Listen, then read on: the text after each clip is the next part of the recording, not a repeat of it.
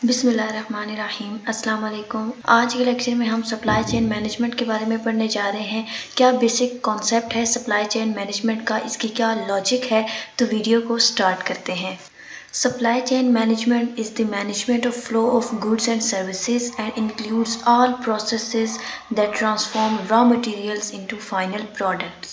It involves the active streamlining of a business supply side activities to maximize customer value and gain a competitive advantage in the marketplace.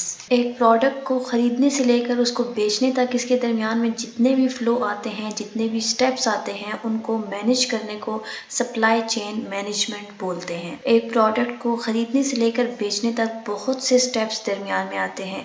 ऐसा नहीं होता कि आपने एक product खरीदी और जाकर कस्टमर को दे दी। कस्टमर वो होता है जो प्रोडक्ट को इस्तेमाल करता है।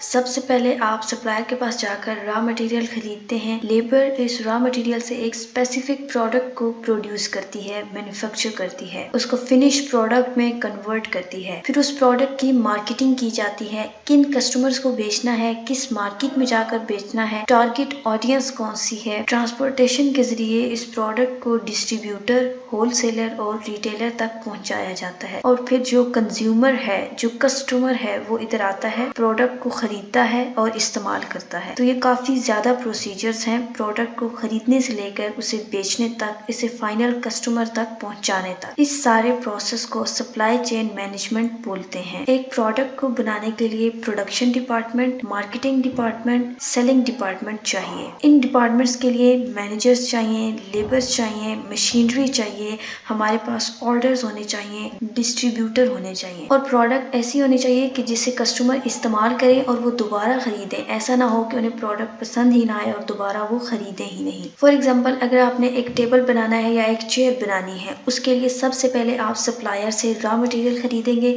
लकड़ी खरीद के लाएंगे, लकड़ी को काटेंगे, फिर लेबर इसको प्रॉपर वे में जोड़ेगी, उसका एक प्रॉपर डिजाइन होगा, टेबल को या चेयर को पॉलिश किया जाएगा। फिर मार्केट में जाकर देखेंगे कि किस बंदे को चाहिए है। अगर कंपनी ज्यादा क्वांटिटी बना रही है तो वो होलसेलर को सिलेक्ट करेगी। होलसेलर प्रोडक्ट को बल्क में खरीद लेते हैं। होलसेलर के पास रिटेलर्स आएंगे, वो प्रोडक्ट को थोड़ा थोड़ा खरीदेंगे और अपनी शॉप पर रखेंगे, वहां से इनसे कस्टमर्स खरीदेंगे। इस सारे प्रोसेस को सप्लाई चेन मैनेजमेंट बोलते हैं।